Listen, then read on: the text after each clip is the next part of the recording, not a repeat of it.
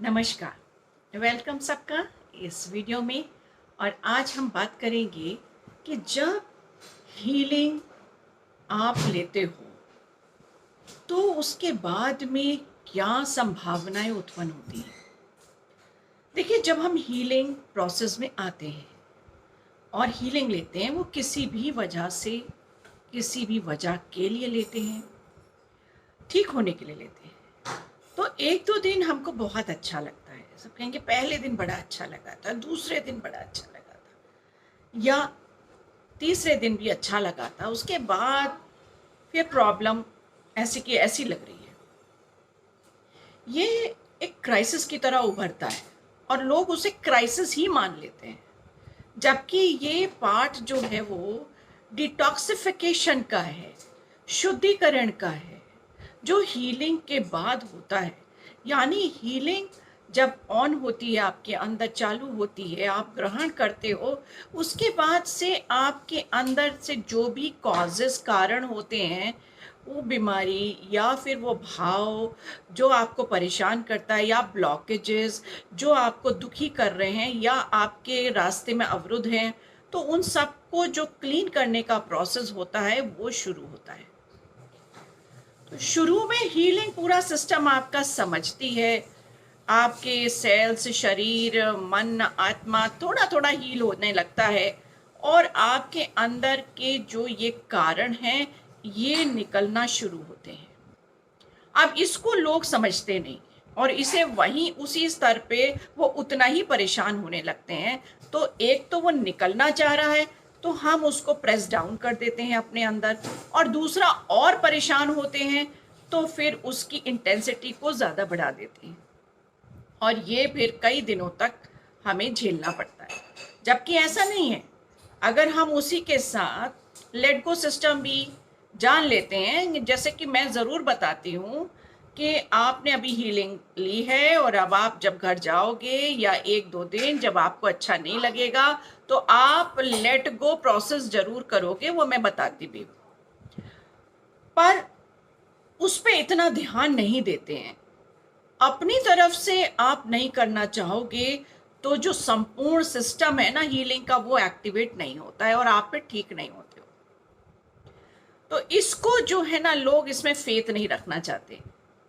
पर जो भी व्यक्ति इसको समझ लेता है कि भाई हीलिंग ली है, वो मेरे अंदर प्रवेश की है, वो मुझे समझ रही है, वो मेरे ऊर्जा क्षेत्र में आ चुकी है, अब जो भी खराबियां मेरे ऊर्जा क्षेत्र में थी वो निकलना चाह रही है, वो है ये जो प्रॉब्लम शुरू होती है आफ्टर हीलिंग। पर ये प्रॉब्लम नहीं है, ये हमारी वही प्रॉब्लम है जो हमने अपने अंदर दबा के रखी है और हम इस प्रॉब्लम से अननोन हैं। तो कुछ लोगों के साथ क्या होता है कि बुखार बढ़ जाता है, अब या दर्द बढ़ने लगेगा। तो ये वो चीजें हैं जो आपके साथ पास्ट में बहुत दिनों से आपके साथ में है, अब वो उसी तरीके से बाहर निकलेंगी। तो थोड़ा सा बहादुरी दिखाना चाहिए और अपने हीलर्स के साथ में आप जुड़े रहिए, उनको बताते रहिए तो वो आपकी मदद पूरी कर पाएंगे, छोड़ मत दीजिए। दूसरा क्या होता है कि आप जो दो तीन दिन अच्छा महसूस करते हो बस उसी में जीना चाहते हो, पर ये पूरी प्रक्रिया है। आप अल्टीमेटली बहुत अच्छे प्रोसेस में आओगे जब ये हीलिंग पूर्ण हो जाएगी, यानी बहुत सारी नकारात्मक ऊर्जा आपके अंदर से जब निकल जाएगी तो आप हमेशा के लिए ठीक रहोगे। तो दो तीन दिन ठीक रहने में मत जाइए, इस प्रोसेस को पूरा अंडरस्टैंड करिए, इसको जानना बहुत ज़रूरी है। कभी कभी क्या होता है, इस क्लीनिंग प्रोसेस, ये प्यूरिफिकेशन का प्रोसेस है, रेकी वो पावर है, वो शक्ति है, या आप लंबा फेरा करो या मैग्नीफाइड हीलिंग करो, हीलिंग के सारे प्रोसेस करो, कुछ भी करो, साउंड हीलिंग करो, योगा करो या होम्योपैथिक की मेडिसिन लो, वो एग्रवेशन जो होता है वो क्लीनिंग प्रोसेस है। एक्चुअली वो एग्रवेट नहीं कर रहा है, वो बढ़ नहीं रहा है, दैट इज कॉल्ड क्लीनिंग और प्यूरिफिकेशन, शुद्धिकरण हो रहा है मेरा, ठीक है ना। तो उसके अंतर्गत तो हर किसी को गुजरना है ना। और ये ड्यूरेशन जो होता है वो व्यक्ति के एक्सेप्टेंस के ऊपर होता है कि वो कितने अच्छे से इस चीज़ को निकाल ले, तो वो छोटा रहता है। अब उसी में फंसे रहते हैं कि नहीं मैं ठीक ही नहीं हो रहा हूँ, किसी भी प्रोसेस से ठीक नहीं हो रहा हूँ, नहीं होता हूँ, तो फिर ये बढ़ता रहेगा, तो आपको हीलिंग भी काम नहीं कर सकती। कभी कभी क्या होता है, कौन कौन सी चीज़ें आपके उसमें बढ़ने लगती हैं, जैसे कि मसल पेन बढ़ने लगेगा, जॉइंट्स में पेन बढ़ने लगेगा, क्योंकि वो पहले आपका दोस्त था, अब वो डिस्टर्ब हो रहा है, तो वो बता रहा है कि भाई मैं क्या करूं, मैं जाऊं कि रहूं, तुम बताओ। अब आप तो कह रहे हो हाय हाय, तो कह रहा है ठीक है भाई मैं तो रुकता हूं, तुम हाय मत करो। लेकिन अब आप कहते हो नहीं चले जाओ। जब हम ये बात उससे कहने लगते हैं तो वो जाता है, फिर वो नहीं रुकता है, तो थोड़ा टाइम लगता है। डायरिया हो सकता है, क्योंकि पेट में हम बहुत सारी नकारात्मक ऊर्जा को स्टोर करते हैं, हमें ही नहीं पता लगता कि हम कितना पेट में स्टोर करे हुए। कॉन्स्टिपेशन हो सकता है, कुछ लोगों को वो बढ़ सकता है, तो कभी कभी हीलिंग के बाद कॉन्स्टिपेशन बढ़ जाता है। फटीग हो जाता है, थकान लगने लगेगी, कभी किसी को रेस्टलेस हो जाएगा कुछ ज़्यादा, कभी कोई किसी के क्रैम्प्स आने लगेंगे लेग्स में, किसी का हेडेक बढ़ने लगेगा, किसी को इंसाम्निया हो जाएगा, यानी नींद की जो उनकी रोटेशन है ना, वो गोली खा खा के जो खा रहे थे उससे वो अपने आप को नींद में ला रहे थे, तो जब एक्चुअल आपका रोटेशन आएगा तो उसमें डिस्टर्ब्ड आपकी नींद होगी, तो एकदम से सारी चीज़ें सही नहीं होती है, और हर चीज़ एकदम से बिगनिंग से सही नहीं हो जाती, तो आपको इसको समझना पड़ेगा। कभी कभी आपके यूरिन इन्फेक्शन हो चुके हैं, तो ऐसा भाव आपको लगेगा कि अरे कहीं पेट में दर्द हो रहा है, यूरिन नीचे की तरफ ब्लैडर में हमको थोड़ी प्रॉब्लम आ रही है, क्योंकि वहाँ पे वो प्रॉब्लम रेस्ट कर चुकी है, उसकी कुछ एनर्जी अभी भी बाकी है। कभी कभी 20 साल पहले के दर्द उभरने लगते हैं, हड्डियों के एक्सीडेंट हुआ था, हड्डियाँ ठीक भी हो गई ऐसा लगता है हमको, लेकिन एक्चुअली नेचुरली वो एकदम 100% ठीक नहीं हुई है ना। वॉमिटिंग आ सकती है किसी को, कभी कभी जब हम कर रहे हो, किसी को जुकाम खांसी बहुत रहा है प्रायर, तो उसको चिल फीलिंग और साइनस कहता है ना कंजेशंस बढ़ सकता है। अब सोच वो उसमें घबरा जाते हैं, नहीं घबराना नहीं है, फेथ रखो, ये हीलिंग की प्रक्रिया है, इसमें फेथ रखिए आप। और किसी व्यक्ति का यूरिनेशन बढ़ सकता है, वो बार बार यूरिन पे जाने के लिए उसका मन करेगा, भले ही उसको आए ना आए, तो ये सब प्रक्रियाएं हैं आपको ठीक करने के लिए, आप घबराइए मत। स्किन एरप्शंस हो सकते हैं, है ना, कोल्ड फीलिंग्स बढ़ सकती हैं आपकी, इमोशंस आपके जैसे कि मन नहीं लगना, मूड स्विंग होना, रोना आना, है ना, डिस्पेयर फील करना, गुस्सा बढ़ना, ये बहुत नेचुरल चीज़ है। सैडनेस आना, फियर बढ़ जाना, तो समझ लीजिए वो चीज़ आपके अंदर से निकलना चाह रही है। जब हीलिंग शुरू हुई, मैं हीलिंग के ऊपर ही केंद्रित हूँ।